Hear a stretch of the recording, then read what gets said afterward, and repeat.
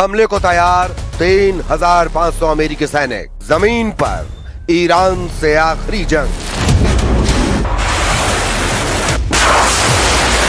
Iran युद्ध के 30 दिन अमेरिका और इजराइल पर बहुत भारी पड़ने लगे हैं। यही वजह है कि अब अमेरिका और इजराइल इस कोशिश में हैं कि जल्द से जल्द ईरान पर ऐसा हमला किया जाए ताकि जमीन पर अमेरिका और इजराइल की जीत स्पष्ट नजर आए।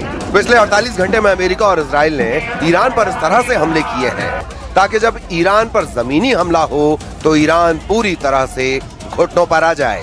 अमेरिका और इजराइल के लिए युद्ध के पिछले 30 दिन इसलिए भी बहुत भारी पड़ने लगे हैं क्योंकि ईरान ने जिस तरह से इजराइल से लेकर सऊदी अरब तक खूंखार हमले किए हैं वो वाकई चौंकाने वाले हैं। तेल अवीव ईरानी मिसाइलों की आग में जल रहा है, जबकि सऊदी अरब के प्रिंस सुल्तान एयरबेस पर जिस तरह से ईरान ने अमेरिकी विमान को उड़ाया है उसे देखकर तो ट्रंप की रूह कांप गई होगी। अब खबर है कि ट्रंप जल्द से जल्द युद्ध से बाहर निकलना चाहते हैं और इसीलिए अमेरिका ने 3,500 सैनिकों को पश्चिमी एशिया में पहुंचा दिया है। लेकिन इस बीच अमेरिका और इजराइल में युद्ध के खिलाफ ऐसा गदर शुरू हुआ है जो एक तरह से ट्रंप और नेतन्याहू के खिलाफ तख्ता पलट साबित हो सकता है। अमेरिका के सभी 50 राज्यों में अमेरिकी इतिहास का सबसे बड़ा प्रदर्शन हो रहा है, जहां राष्ट्रपति ट्रंप को युद्ध का खलनायक बताते हुए विरोध प्रदर्शन हो रहे हैं। ट्रंप के खिलाफ नो वॉर नो किंग्स के नारे लग रहे हैं, जबकि इजराइल की राजधानी तेल अवीव और हाइफा समेत 5 शहरों में नेतन्याहू के खिलाफ प्रदर्शन हो रहे हैं। लोगों को गिरफ्तार किया जा रहा है। हम आपको दिखाने जा रहे हैं कि कैसे अब ईरान युद्ध अमेरिका और ट्रंप के लिए कोढ़ में खाज बनता जा रहा है।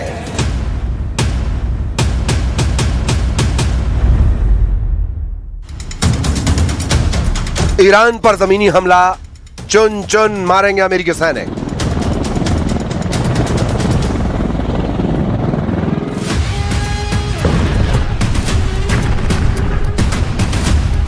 ईरान युद्ध अब आसमान से जमीन पर उतरने लगा है। 30 दिन के युद्ध में अभी तक अमेरिका और इजराइल ने मिलकर 17,000 से ज्यादा ईरानी ठिकानों पर हमले किए हैं। अमेरिका और इजराइल के जेट, बम्बरशक, मिसाइलें और ड्रोन ने आसमान से राजधानी तेहरान समेत कम से कम 25 ईरानी शहरों और कस्बों पर धमाके किए हैं। अकेले तेहरान पर ही 3,600 बम दागे गए हैं। पूरे ईरान पर F-35 जेट, B-2 बम्बरशकों से 20,000 के करीब बम और मिसाइलें दागी गई हैं। ईरान के Fordow, Isfahan, Natanz, Bushehr nuclear plant, Arak और अरादान परमाणु ठिकानों पर प्रचंड हमले किए जा चुके हैं। लेकिन उसके बावजूद ईरान में अभी भी 3,556 ठिकाने ऐसे हैं जिन्हें राष्ट्रपति ट्रंप हर हाल में तबाह और बर्बाद कर देना चाहते हैं और इसी के लिए अब अमेरिकी सैनिक ईरान पर जमीनी हमला करने जा रहे हैं।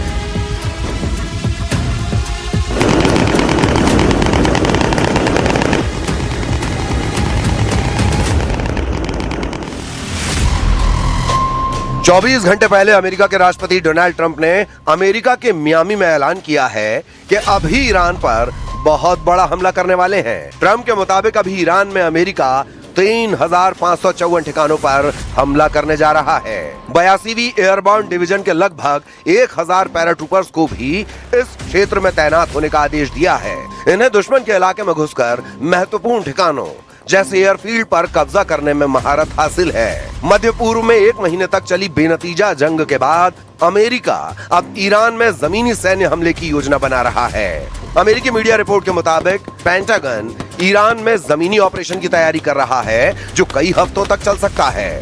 ये रिपोर्ट ऐसे समय में आई है जब सेंट्रल कमांड ने बताया कि 3,500 मरीन और नौसैनिकों की एक स्पेशल टुकड़ी मध्य पूर्व में पहुंच चुकी है। अब सवाल उठता है अमेरिकी ग्राउंड ऑपरेशन किस तरह का हो सकता है। हवाई हमलों से ईरान को झुकाने में नाकाम होने के बाद अब अमेरिका जमीनी ऑपरेशन की तैयारी कर रहा है। वॉशिंगटन पोस्ट की रिपोर्ट में अमेरिकी अधिकारियों के हवाले से बताया गया है कि ये एक पूर्ण हमले के बजाय खास ठिकानों पर की जाने वाली रेड होगा।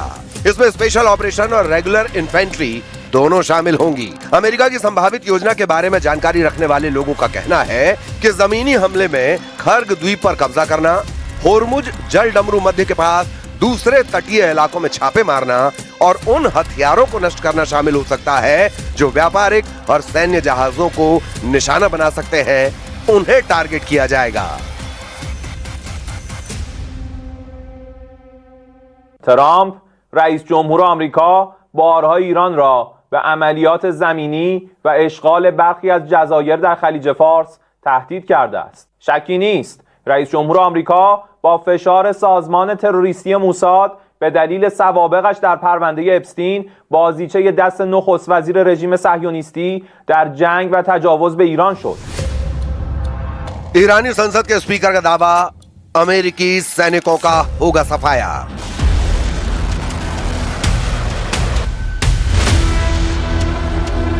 इस बीच ईरान ने अमेरिकी सैनिकों को संभावित जमीनी ऑपरेशन के खिलाफ चेतावनी दी है। ईरान के प्रमुख अंग्रेजी अखबार तेहरान टाइम्स ने अपने फ्रंट पेज पर वेलकम टू हेल यानी नर्क में आपका स्वागत है शीर्षक से लेख लिखा है, जिसमें धमकी दी है कि अगर अमेरिकी सैनिक ईरान की जमीन पर उतरते हैं तो वो ताबूत में ही वापस जाएंगे। ईरान, इजराइल और अमेरिका के बीच जारी इस भीषण युद्ध के 30वें दिन ईरानी संसद के स्पीकर मोहम्मद बकीर गालिबफ ने अमेरिका को अब तक की सबसे कठोर चेतावनी दी है। गालिबफ की चेतावनी की 5 मुख्य बातें जान लीजिए। अमेरिकी सैनिकों को आग के हवाले कर देंगे। गालिबफ ने सरकारी समाचार एजेंसी इरना के जरिए बयान में कहा है, हमारे जाबाज जमीन पर अमेरिकी सैनिकों के आने का बेसब्री से इंतजार कर रहे हैं ताकि उन्हें आग के हवाले किया जा सके और उनके क्षेत्रीय सहयोगियों को हमेशा के लिए सबक सिखाया जा सके। अमेरिका पर दोहरी चाल का आरोप लगाते हुए कहा है कि अमेरिका दुनिया के सामने बातचीत और कूटनीति का नाटक कर रहा है, लेकिन गुप्त रूप से ईरान पर जमीनी हमले की साजिश रच रहा है। उन्होंने इसे अमेरिका का धोखा करार दिया। شکی نیست رئیس جمهور آمریکا با فشار سازمان تروریستی موساد به دلیل سوابقش در پرونده اپستین بازیچه دست نخست وزیر رژیم صهیونیستی در جنگ و تجاوز به ایران شد. رئیس جمهور آمریکا که معروف به دروغگوترین رئیس جمهور کشورهای جهان شده است و هیچ ثبات فکری و گفتمانی ندارد، به هیچ عنوان قابل اعتماد نیست و متاسفانه سران آمریکا به کسی اختیارات فرماندهی نیروهای مسلح را واگذار نمودند که به دلیل بی‌تعادلی، موضع‌گیری‌ها و تصمیمات خطرناک و غلط ارتش آمریکا را وارد باطلاق مرگ نموده است. ترامپ موضوعی را یک روز صبح به طبل تهدید می‌کوبد و عصر همان روز عقب نشینی می‌کند. ट्रंप नेतन्याहू के खिलाफ खुली बगावत।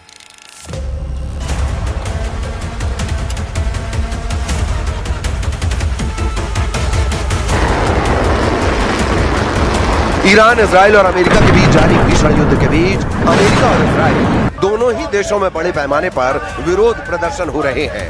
ये प्रदर्शन युद्ध को तुरंत रोकने और नागरिक मौतों के खिलाफ किए जा रहे हैं।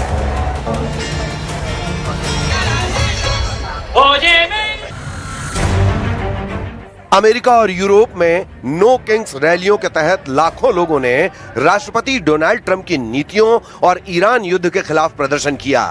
ईरान के साथ युद्ध को लेकर पूरे अमेरिका और यूरोप में अमेरिकी राष्ट्रपति डोनाल्ड ट्रंप का कड़ा विरोध हो रहा है। नो किंग्स रैलियों में लाखों लोग इकट्ठा हुए और ट्रंप के उठाए गए कदमों का विरोध किया। मिनेसोटा इन प्रदर्शनों का मुख्य केंद्र रहा। सेंट पॉल में मिनेसोटा कैपिटल के लॉन और आसपास की सड़कों पर हजारों लोग कंधे से कंधा मिलाकर खड़े थे। कुछ लोगों के हाथों में अमेरिका के उल्टे झंडे थे, जो ऐतिहासिक रूप से संकट का संकेत माना जाता है। अमेरिका में इस समय नो किंग नाम से एक ऐतिहासिक विरोध प्रदर्शन चल रहा है, जो 28 मार्च से शुरू होकर आज पूरे देश में फैल गया है। अमेरिका के सभी 50 राज्यों में लगभग 3,300 से अधिक स्थानों पर रैलियां निकाली गई हैं। आयोजकों का दावा है कि यह अमेरिकी इतिहास का सबसे बड़ा एक दिवसीय राजनीतिक लामबंदी हो सकती है। प्रदर्शनकारी राष्ट्रपति ट्रंप की युद्ध नीतियों, तानाशाही रवैये और अप्रवासन के खिलाफ आईसीई की कार्रवाई का विरोध कर रहे हैं। No kings, no ICE, no war, यानी न कोई राजा, न कोई आइस, न कोई युद्ध, ये नारे ट्रंप के खिलाफ लग रहे हैं। मिनेसोटा में हुए प्रदर्शन में ब्रूस स्प्रिंगस्टीन और बर्नी सैंडर्स जैसी हस्तियां शामिल हुईं, जबकि वॉशिंगटन डीसी में लाखों लोगों ने व्हाइट हाउस के पास मार्च किया। अमेरिकी आयोजकों का अनुमान है कि नो किंग्स रैलियों के पहले 2 दौर में जून में 50 लाख से ज्यादा और अक्टूबर में 70 लाख लोग शामिल हुए। इस हफ्ते उन्होंने पत्रकारों को बताया कि इस बार उन्हें 90 लाख लोगों के शामिल होने की उम्मीद है।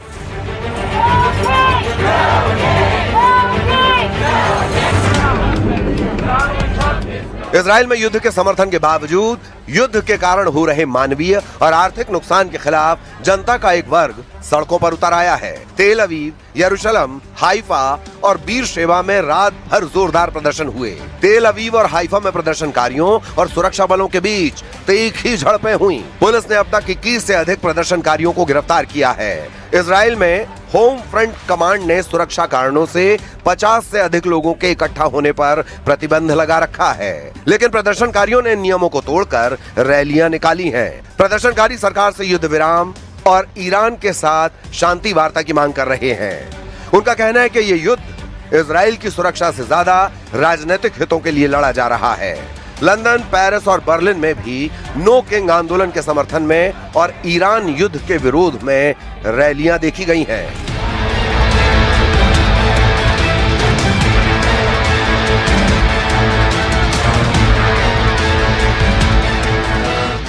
अब इन हालात में देखना होगा कि आने वाले दिनों में ईरान युद्ध में क्या क्या होता है और किसका पलड़ा भारी रहता है।